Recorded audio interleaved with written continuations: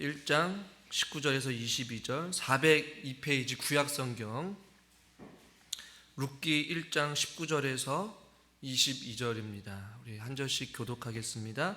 이에 그 두 사람이 베들레헴까지 갔더라.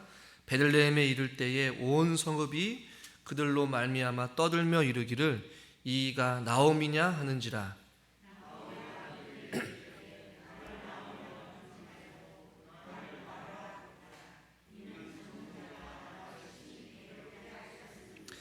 내가 풍족하게 나갔더니 여호와께서 내게 비어 돌아오게 하셨느니라. 여호와께서 나를 징벌하셨고 전능자가 나를 괴롭게 하셨거늘 너희가 어찌 나를 나오미라 부르느냐 하니라.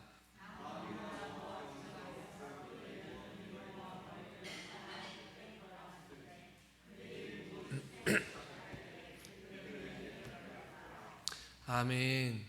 우리 옆에 있는 분들과 이렇게 인사합시다. 잘 오셨습니다. 환영합니다. 축복합니다. 지난 시간에 혹시 말씀이 여러분 기억나셔요? 자기를 나옴이라 부르지 말고 마라라 부르라. 나는 즐거운 자가 아니다, 쓴 자다, 고통스러운 자다 라고 이야기를 하면서 어떻게 보면 자기 마음에 있는 응어리진 그 마음의 상처와 아픔을 하나님 앞에 간구하는, 허심탄회하게 마음을 토로하는 그러한 각자의 애가가 필요하다라는 그런 내용으로 다루게 되었어요. 또 한편으로 오늘 조금 다른 의미에서 오늘 본문을 좀 살펴보기를 원하는데요. 우리가 읽은 이 나오미의 고백을 또 어떤 학자들은 또 다르게 좀 해석을 하기도 하고 적용을 할 수가 있는데, 어떤 내용이냐면 20절과 21절의 이 내용을 가지고 잘 살펴보면 나오미의 그 이야기 가운데 무엇이 강조되고 있는지 우리는 알 수가 있어요. 그 가운데 오늘 우리가 읽은 본문 21절 말씀만 잠깐 같이 읽어보겠습니다. 내가 여호와께서 내게 비어 돌아오게 하셨느니라. 여호와께서 나를 징벌하셨고 전능자가 나를 괴롭게 하셨거늘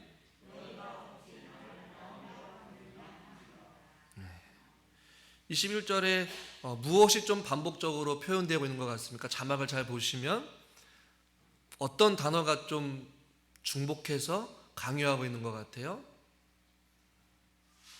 제가 다시 한번 자막을 통해서 읽어드리겠습니다. 내가 풍족하게 나갔더니 여호와께서 내게 비어 돌아오게 하셨느니라. 여호와께서 나를 징벌하셨고 전능자가 나를 괴롭게 하셨거늘 너희가 어찌 나를 나옴이라 부르냐 하느냐. 무엇을 지금 강요해서 표현하고 있어요? 나예요, 나. 이 모든 주어가 1인칭 단수로 표현되어 있어요. 그러니까 지극히 자기중심 생각을 가지고 이야기를 하고 있는 것이에요. 여러분 곰곰이 잘 한번 생각해 보세요. 지금 나오미와 함께 누가 지금 같이 왔습니까? 그의 며느리 룻이 옆에 있어요. 그런데 지금 나오미는 지극히 자기만 생각하고 있고 자기의 아픔, 자기의 현실, 자기가 당하고 있는 그 이야기들만 지금 하고 있는 것이에요. 나오미만 아픈 게 아니라 자기만큼 아픈 사람이 바로 그의 며느리 룻이에요. 룻은 젊기까지 한 사람이에요. 미래가 창창한 사람이에요. 나오미는 어느 정도 인생을 다 살았던 사람이라면 룻이라는 이 며느리는 앞으로 살 날이 창창한, 살아가야 될 더 인생이 많은 사람이에요. 또한 나오미는 그럼에도 불구하고 고향으로 찾아왔고 아는 사람이 있고 자기가 살던 곳으로 돌아올 만한 어떠한 이유가 있고 마음에 어떠한 평안함을 찾을 수 있을 만한 그러한 소망이라도 있지만, 이 룻이라는 이 며느리는 나오미 하나만 바라보고 이 낯선 땅에 함께 왔는데, 지금 나오미는 그런 자기 옆에 있는 그 며느리를 전혀 생각하고 있지 않는 것처럼 20절과 21절에 지극히 자기 이야기만 하고 있는 것 같아요.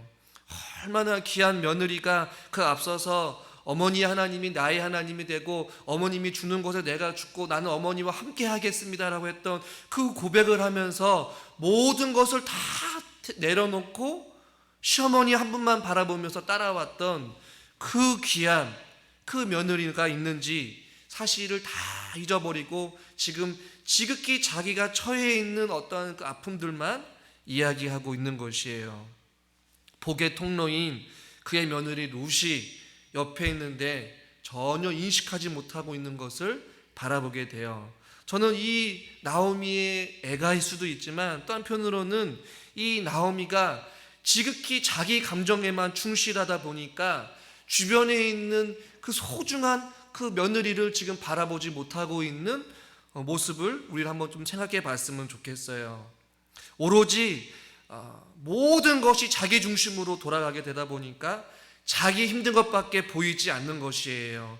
세상 사람들 중에 자기만 가장 피해본 것 같고 가장 힘든 것 같고 자기만 상처받은 것 같은 어떤 그러한 마음을 가지고 있다라는 것이에요.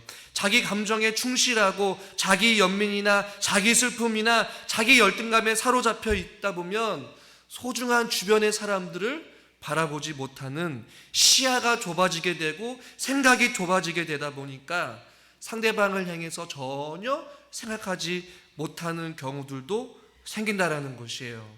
많은 세상 사람들 혹은 하나님을 믿는 사람들조차도 지극히 자기중심적으로 신앙생활하고 지극히 자기밖에 모르다 보니까 남을 향하여서 배려하거나 남을 이해하거나 남을 돌보거나 주변을 살필 만한 마음의 여유나 어떠한 생각이나 어떠한 바라보는 관점이 없는 것이에요. 지금 나오미가 그러고 있는 것이에요.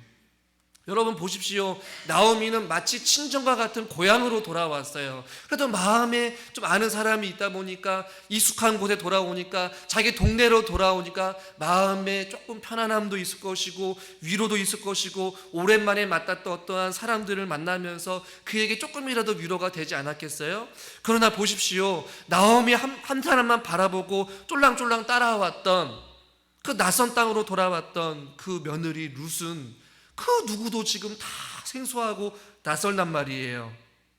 그런데 아니나 다를까 자기만을 바라보고 살았던 그 시어머니가 지금 오로지 자기 자신의 아픔과 상처와 어떠한 자기 어떤 연민에 빠져 있는 그 한 사람을 바라보고 있는 것이에요. 그 며느리를 돌보지 못해요. 며느리를 배려할 줄 몰라요. 며느리를 품어줄 줄 몰라요. 이것이 우리들의 어떠한 단적인 우리들의 연약한 모습이 아닐까라는 생각을 해보게 돼요.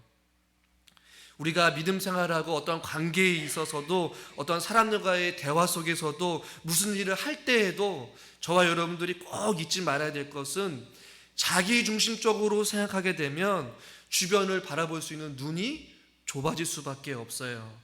상대방의 마음, 상대방의 생각, 상대방의 또 다른 아픔을 우리가 생각하지 못하고 오직 자기밖에 모르는 그러한 어떤 생각과 마음을 가지고 살아가서는 안 됨을 오늘 지금 나오미가 우리를 통해서 좀 도전해주고 있는 것 같아요.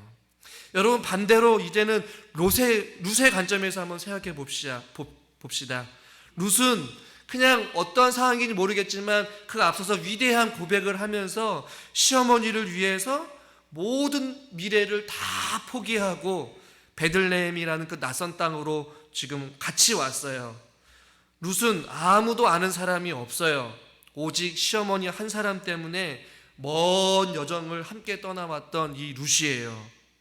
그런데 이 시어머니가 글쎄 자기에게 눈길 한 번 안 주고 자기를 한 번도 언급하지 않고 자기 자신만 이야기하고 있다라고 여러분 생각해 보세요.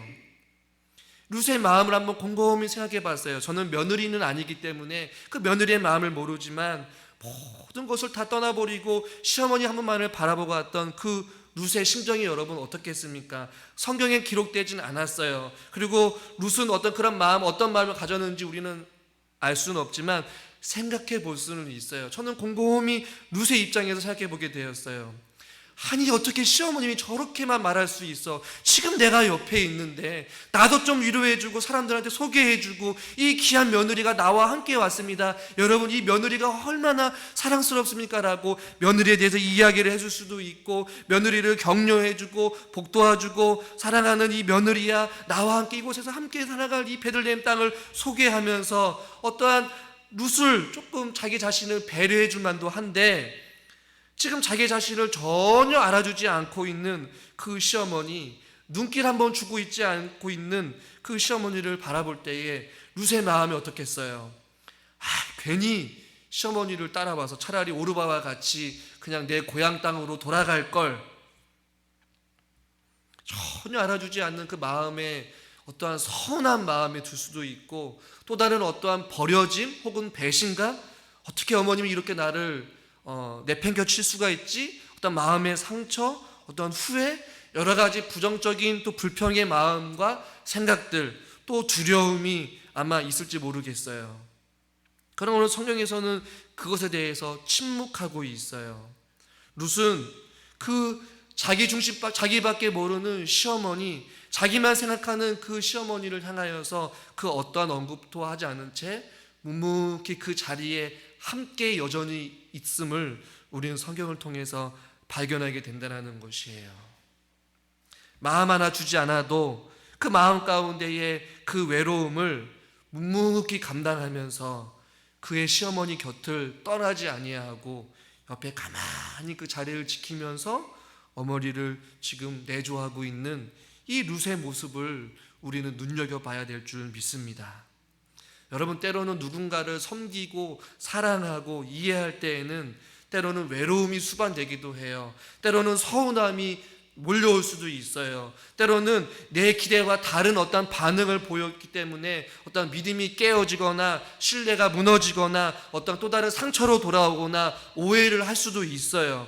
그러나 지금 룻이 보여주는 이 사랑은 자아를 깨트리고 자기 희생과 부정을 하면서까지 그 어머니 곁에서 끝까지 따라와서 베들레헴이라는 그 낯선 땅에 함께 머물기를 원하는 그 룻의 모습을 통하여서 우리는 무엇을 발견하게 되느냐? 바로 하나님이 우리를 향하신 그 다함 없는 사랑을 우리는 발견하게 된다는 것이에요. 여러분 예수님이 제자들을 향한 그 사랑의 모습도 어김없이 동일하였어요.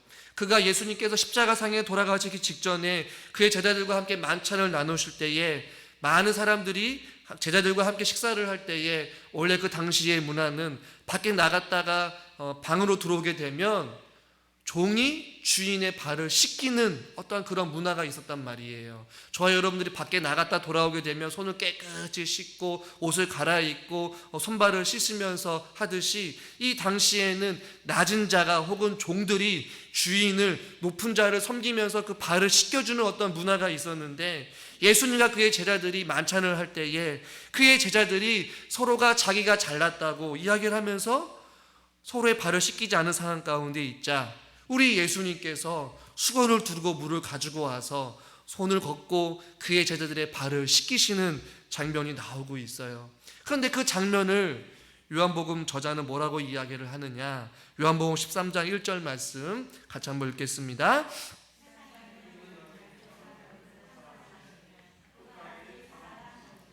아멘. 예수님께서는 알고 계셨어요. 예수님이 십자가에 달려 돌아가실 때에 그를 따르고 사랑하고 모든 것을 내팽개치고 자기를 따라왔던 그의 제자들이 자기 자신들을 다 떠나버리고 배신하고 또 베드로는 심지어 맹세하고 저주하면서까지 그의 제자들이 다 뿔뿔이 흩어질 것을 알매도 불구하고 오늘 성경의 본문은 뭐라고 말씀하고 있어요? 자기 사람을 사랑하실 때 끝까지 사랑하시는 그 예수님의 마음이 지금 바로 룻이 그 시어머니 나오미를 향한 사랑의 마음과 동일하다는 것을 우리는 발견하게 된다는 것이에요. 여러분 룻이 보여준 이 사랑은 우리 하나님 믿는 저와 여러분들이 가정 안에서 우리 교회 공동체 안에서 보여줘야 될 사랑이 아닐까 생각해 보게 됩니다. 모든 사람들은 다 자기 중심적으로 자기밖에 몰라요. 자기만 생각해요. 자기가 손해보는 것, 자기가 이익을 보는 것밖에 몰라요.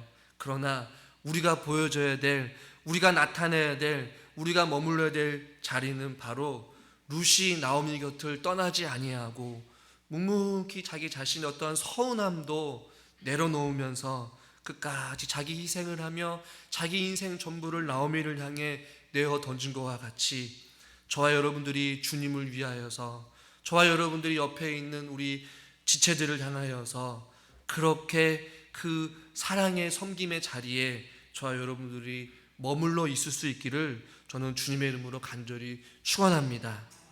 때로는 그 사람을 상대하면서, 때로는 자기밖에 모르고 자기 중심밖에 모르는 그 사람을 향하여서 우리가 나아갈 때에도, 때로는 우리 가운데 아픔이 있고 서운함이 있고 수고가 있다 할지라도 끝까지 참아내면서 그 사람을 변함없이 기다리고 사랑해 줄 줄 아는 그런 그 예수 그리스도의 마음이 우리 가운데, 우리 교회 공동체 안에 있어야 한다는 것이에요. 때로는 누군가를 사랑하고 섬긴다라고 했을 때에 그 사람이 내 기대와 다르게 행동하거나 그 사람이 나에게 가시돋는 말을 할지라도 그것으로 인하여서 내가 넘어지거나 실망하거나 내가 고개를 돌리거나 그 사람과 상대하지 않는 어떤 그러한 인간적인 모습을 보여주는 것이 아니라 그 사람을 이해하고 자기 자신을 부정하며 희생하며 우리 안에 있는 어떤 자존심을 깨트리고 자아를 깨트리며 주님께서 누구든지 나를 따라오려거든 십자가를 지고 자기를 부인하고 따라오라고 말씀하듯이 주님께서 십자가상에 그 보여주신 그 사랑, 제자들의 발을 닦으시면서까지 끝까지 보여주신 그 사랑의 모습과 같이 우리는 끝까지 우리 자기 자신을 부인하며 우리가 그 사람을 향하여서 돌아서거나 우리가 그 사람을 비방하거나 그 사람을 용서하지 못하는 것이 아니라 그럼에도 불구하고 우리가 그 사람과 함께 곁에 머물고 그 사람을 이해하고 그 사람을 위해 기도하고, 할렐루야, 그 자리에 머물러서 그 상대방과 함께 있을 때에 우리는 비로소 그 현장에서 예수님의 마음을 우리는 깨달아 알게 되어지고 예수님의 그 사랑을 우리가 깊이 경험하게 될 줄 믿습니다. 많은 사람들이 교회 안에서 어떠한 관계적인 부분에 있어서 상처가 되고 교회를 떠나는 경우들을 참 많이 보게 돼요. 그렇게 교회를 떠날 수밖에 없는 이유는 이 룻이 보여준 그 사랑의 모습이 교회 안에 참 찾아보기 쉽지 않기 때문에 그러지 않을까라는 생각을 해보게 됩니다. 저와 여러분들이 다 연약한 자들이고 다 우리가 부족하고 우리가 자존심을 내려놓지 못하는 우리의 고집과 또 자기밖에 모르는 또한 이기적인 모습들이 있다 할지라도 그 모습들을 주님의 십자가 앞에 저와 여러분들이 내려놓고 묵묵히 그 자리를 지키며 룻이 그의 시어머니를 향하여서 떠나지 않고 끝까지 함께 거하였던 것처럼 우리들도 그 자리를 떠나지 말고 그 안에서 사랑의 실천을 할 때에 주님께서 보여주신 그 사랑, 주님께서 우리에게 허락하신 그 사랑을 저와 여러분들도 충만하게 경험하게 될 줄 믿으시길 바랍니다.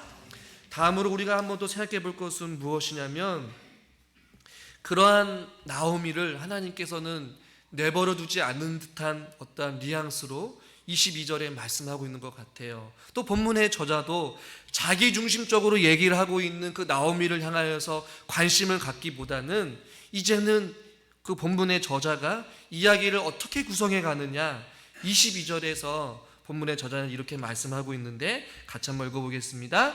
나오미가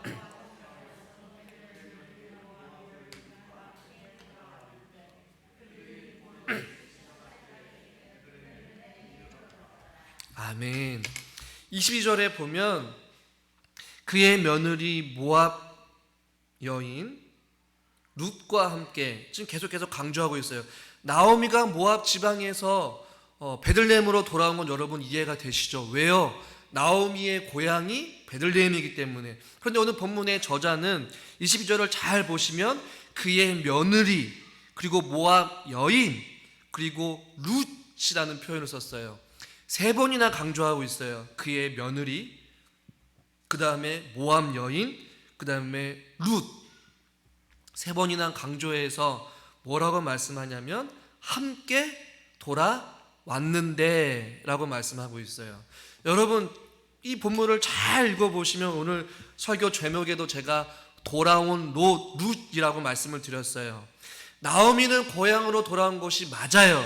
그런데 오늘 본문은 의도적으로 그의 며느리이자 모압 여인인 그 사람의 이름인 룻이라는 사람이 돌아왔다라는 표현을 썼어요. 이 표현이 여러분 맞는 표현입니까? 틀린 표현입니까? 롯이 돌아가야 한다는 얘기는 모압으로 돌아가야지 그의 고향으로 돌아가는 것인데, 여러분, 룻의 고향은 베들레헴이 아니에요. 룻은 아마 베들레헴이 처음 가는 초행길일 수도 있어요. 태어나서 처음 방문한 곳이 바로 베들레헴일 수도 있다라는 얘기예요.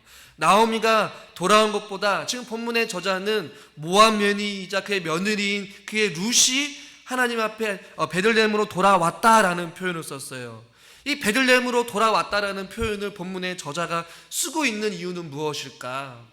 지극히 자기밖에 모르고 자기의 아픔과 자기의 상황을 지금 토로하고 있는 그 나오미를 향하여서 룻은 지금 아무런 말도 못하고 어떤 마음인지 우리는 추측할 수는 없지만 여전히 그의 시어머니 곁에서 모든 것을, 인생을 다 바치고 그의 어머니와 함께 여행을 떠났던 그 룻을 향하여서 본문의 저자는, 혹은 하나님께서는 지금 룻을 향하여서 말하고 있는 것이에요. 뭐라고요? 룻이 돌아올 곳으로 돌아왔다라는 것이에요. 그곳이 어디예요? 바로 하나님의 은혜가 있는 곳, 하나님의 회복이 있는 곳, 룻이 하나님을 만나는 그 장소 베들레헴으로 잘 돌아왔다라는 것이에요. 할렐루야. 그래서 룻과 함께 돌아왔다라는 이 돌아왔다라는 표현은 있어야 할 곳으로 돌아왔다라는 의미예요. 즉 하나님께서 지금 이방 여인인 그 룻, 아무도 관심 갖지 아니하고 남편을 잃어버리고 그 미래가 보장되지 아니하고 막막한 현실 앞에 주저앉아 있는 그 룻, 어머니 한 분만 바라보고 낯선 땅으로 지금 묵묵히 걸어왔던, 소망 없고 절망 가운데 있고 아픔 가운데 있고 상처뿐인 그 룻을 향하여서 하나님께서 마치 뭐라고 말씀하냐면, 잘 왔다 룻아, 너가 있어야 할 곳은 바로 여기구나, 잘 돌아왔다, 이렇게 지금 표현하고 있는 것과 마찬가지라는 것이에요. 하나님은 절대로 나오미처럼 우리들을 대하지 않으신다라는 얘기예요. 우리의 상한 마음을 보듬어 주시고 위로해 주시고 따뜻하게 안아주시는 그 하나님의 지금 사랑의 표현을 여러분 눈여겨보시기를 여러분 바라요. 본문의 저자도 지금 나오미를 강조하는 것이 아니라 그의 며느리이자 모압 이방 여인이고 그 룻이 지금 함께 돌아왔다. 지금 시선이, 관심이 지금 룻으로 향하고 있는 것을 여러분 눈여겨봐야 된다는 것이에요. 묵묵히 그 사랑의 자리, 희생의 자리, 자기 자아를 깨트리고 그 어머님을 한 분만을 바라보면서 묵묵히 사랑으로 그 믿음의 고백을 하면서 인생을 걸어와했던 그 외롭고 처절하게 상처뿐이고 상실감에 빠져있는 그 룻을 향하여서 하나님이 지금 위로하고 계시다라는 것이에요. 여러분들이 살아가면서 주님을 섬기고 신앙생활을 할 때에 정말로 힘들고 지치고 아무도 몰라주는 그 상한 마음을 우리 하나님께서는 이 자리에 주님 전에 나와서 예배를 드리고 하나님 앞에 기도를 하며 주의 말씀을 듣고 있는 여러분들에게 잘 돌아왔도다, 이전에 잘 왔도다라고 하시는 하나님의 음성이 여러분 마음 가운데 심겨질 수 있기를 저는 주님의 이름으로 간절히 축원합니다. 우리가 돌아와야 될 곳, 우리가 있어야 될 곳, 우리가 머물러야 될 곳, 우리가 들어야 될 곳은 바로 이곳이고 하나님의 성전이고 말씀이 있는 곳이고 은혜가 자리가 있는 줄 여러분 믿으시길 바랍니다. 그런데 이 돌아왔는데 이 돌아온 시점이 어느 시점이냐? 22절 말씀을 우리 다시 한번 읽어보겠습니다. 나오미가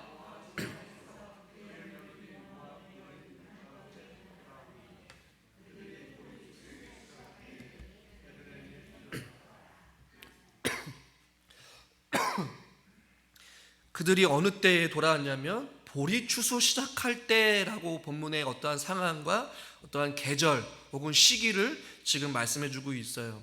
여러분들은 아마 조금은 이해가 되실 거예요. 여러분들이 뭐 나무를 심거나 고추를 심거나 모두 과일을 심거나 할 때에 이 추수 때가 되면 여러분 어떻습니까? 저도 여기 와서 추수를 조금 해보니까 그 따는 추수의 기쁨이 이루 말할 수 없더라고요. 오늘 보리 추수 시작할 때라고 하는 것은 이 본문을 읽고 있고 이 당시 배경을 잘 기억해 보면 이 보리 추수한데 이 추수라는 의미는 바로 풍요를 이야기해요. 기쁨을 이야기해요. 행복을 이야기해요. 축제를 이야기해요. 아멘 좀 해보세요. 할렐루야. 보리 추수할 때는요, 기쁨의 때요, 행복의 때요, 축제의 때요, 풍요로움을 이야기하거든요. 여러분 잘 보세요. 지금 나홈이나 이 본문의 1장의 앞부분부터 쭉 이어온 얘기는 온통 흉년, 그 다음에 남편의 죽음, 아들들의 죽음, 텅 비어있는 인생, 아픔과 상처와 절망과 슬픔과 아픔뿐이었어요. 그런 상황 가운데 이 지금 보리 추수 시작할 때에 베들레헴으로 돌아왔다, 텅텅 비어버린 인생 가운데 지금 풍요로움과 기쁨과 축제의 이야기를 지금 시작하려고 본문의 저자는 이야기를 하고 있는 것이에요. 슬픔과 애통으로 가득 차 있는 이 두 여인의 삶 속에 기다리고 있는 것이 바로 무엇이란 얘기예요? 추수의 기쁨, 풍요로운 삶, 축제의 어떠한 기간이 이들 가운데 기다리고 있다는 것을 암시적으로 표현해주고 있는 것이에요. 나오미와 룻이 이 보리 추수 시기를 맞춰서 돌아온 것은 결코 아닐 것이에요. 결코 우연은 아니에요. 하나님의 어떤 선하심과 인도하심과 하나님의 지금 때에 이들을 하나님께서 인도하고 계시는 하나님의 보이지 않는 손길을 우리는 지금 눈여겨보기를 원해요.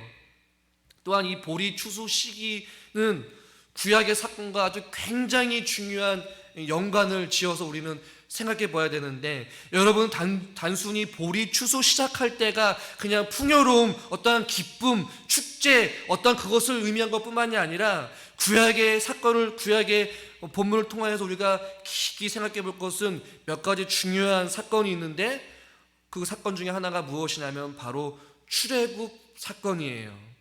이 출애굽 사건과 보리 추수 시작할 때는 밀접한 관련이 있어요.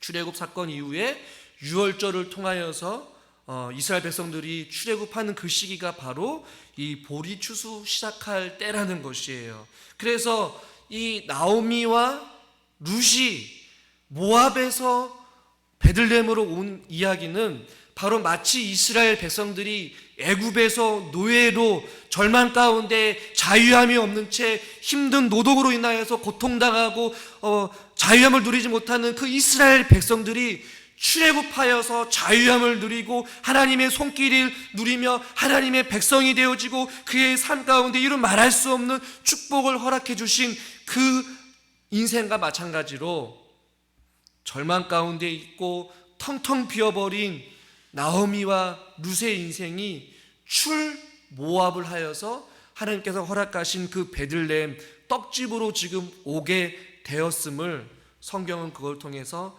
말씀해 주고 있는 것이에요. 즉 구속의 사건, 하나님의 구원의 은혜 혹은 새로운 삶의 시작을 하기 위하여서 애굽에서 출애굽하여서 가나안 땅으로 들어가듯이 나오미와 룻이 모압이라는 땅에서 나옴으로 말미암아 하나님의 구원의 여정이 시작되었고 새로운 삶을 시작하게 되는 어떠한 그러한 시기가 바로 보리 추수하게 되는 그 시기라는 것이에요.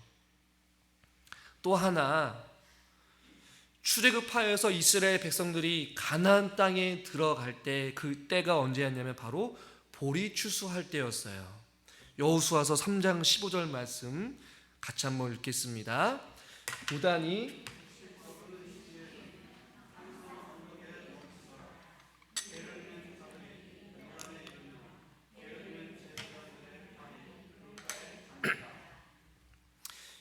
어, 3장 15절 말씀을 잘 보면 요단을 건널 때, 즉 가나안 땅에 들어갈 때 하나님께서 약속하신 그 축복의 땅, 젖과 꿀이 흐르는 그 땅으로 들어가는 그 요단강을 밟는 그 순간, 하나님이 일하신 그 순간이 어느 시대였냐면 바로 곡식 거두는 시기, 바로 보리 추수 시작할 때에 이스라엘 백성들이 가나안 땅에 들어갔다라는 얘기예요.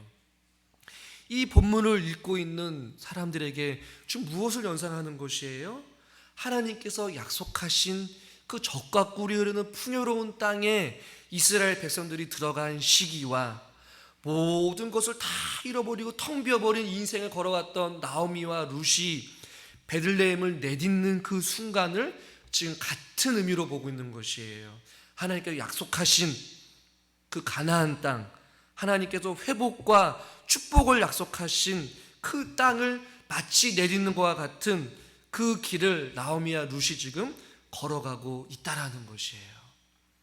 또 하나, 우리가 요즘 새벽마다 레위기 말씀을 살펴보고 있는데, 이 보리 추수 시작할 때에 왜 이 이야기가 중요하냐면 나오미와 룻은 과부였어요.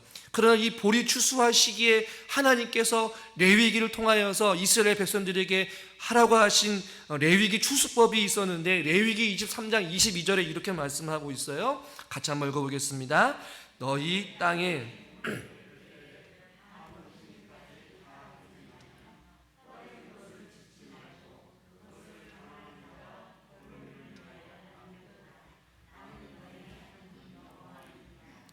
곡물을 벨 때에 그 추수의 시기에 반 모퉁이까지 다 베지 말고 떨어진 것을 줍지 말래요. 왜냐하면 그것을 가난한 자, 거류민, 즉 가난한 자는 고아와 당시의 과부를 이야기하고 거류민은 이방 사람을 이야기해요. 즉 그러니까 가난한 자와 거류민은 지금 누구를 뜻하는 거예요?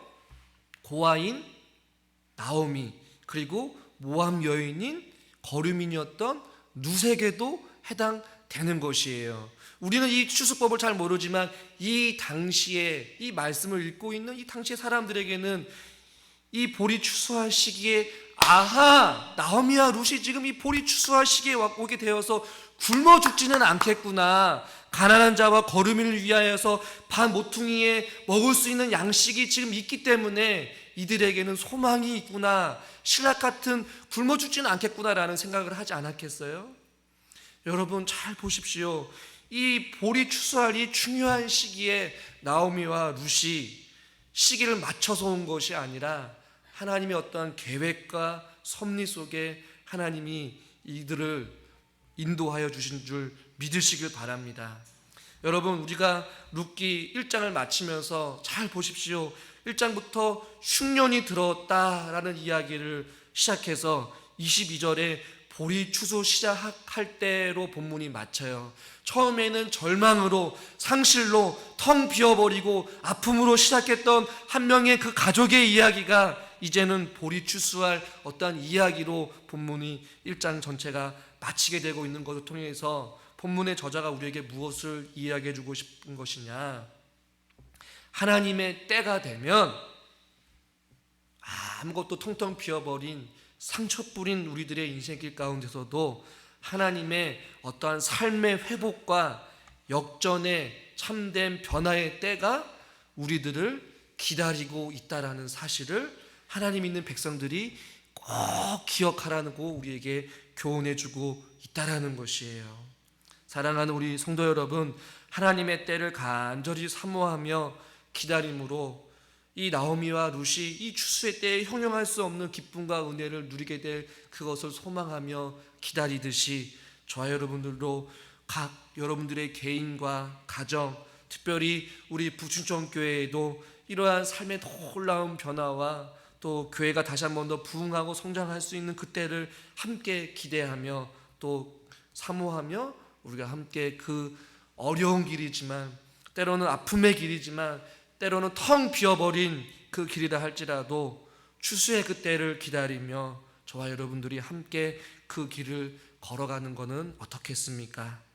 하나님께서 보이지 않게 이 두 명의 여인을 인도하시고 그들을 통하여서 놀라운 삶의 축복을 지금 계획하고 계시고 일하고 계신 것처럼 지금도 하나님의 사람들 그 때를 기다리며 함께 기도하며 함께 사랑하며 함께 섬기며 함께 아픔을 나누는 그런 주의 거룩한 백성들을 통하여서 이 추수의 시작의 때를 우리들에게 반드시 허락해 주실 것입니다. 우리가 함께 그 길을 걸어갈 수 있는 저와 여러분 될 수 있기를 주님의 이름으로 간절히 축원합니다. 기도하겠습니다. 참 좋으신 하나님 아버지, 자기밖에 모르고 자기 중심적으로 생각하고 있는 그 나오미를 향하여서 룻은 그 어떠한 말도 없이 묵묵히 그 자리를 지키며 그 시어머니를 향하여서 사랑으로 섬기며 곁에서 자리를 떠나지 아니하고 그 낯선 그 땅에서 함께 끝까지 그 길을 걸어갔던 그 룻을 하나님께서는 바라보시고 잘 돌아왔다라는 표현을 하여서 그 룻을 향하신 하나님의 놀라운 계획과 하나님의 은혜 주심을 기대하며 소망하며 본문은 내용을 마치고 있습니다. 그들이 보리 추수할 그 시기 가운데 하나님께서 그 시기를 통하여서 어떻게 그들의 텅텅 비어버리고 상실뿐이고 아픔뿐이고 상처뿐인 그들의 인생을 어루만져 주시고 회복시켜 주시는지 우리는 앞으로 말씀을 통해서 계속해서 살펴보게 될 것입니다. 하나님, 우리의 인생이 때로는 상처뿐이고 힘들고 지치고 고통과 마음의 평안함이 없는 채 우리가 살아갈 때마다 이 말씀을 기억하게 하여 주시옵시고 보리 추수할 시기 가운데에 이들에게 하나님의 회복의 때를 알리는 귀한 복된 소식들이 우리들 각 가정과 개인에게 있기를 원하오니 주여, 우리들도 그 하나님의 때를 기다리며 이 자리를 떠나지 아니하고 묵묵히 우리의 그 인생의 여정을 함께 걸어갈 수 있는 믿음의 지체들이 되게 하여 주시옵소서. 하나님, 나만 힘들고 나만 상처받고 나만 괴롭고 나만 힘든 것이 아니라 나와 함께 여전히 믿음 생활을 하고 있는 내 옆에 있는 지체도 동일하게 아프고 힘들고 괴롭고 외롭다라는 것을 우리가 잊지 않게 하여 주시고, 또 주변을 돌아보며 또 서로를 격려하고 또 보듬어주고 또 위로해주고 격려해주는 아름다운 우리 공동체가 되게 하여 주시옵소서. 예수님의 이름으로 감사하며 기도드리옵나이다. 아멘.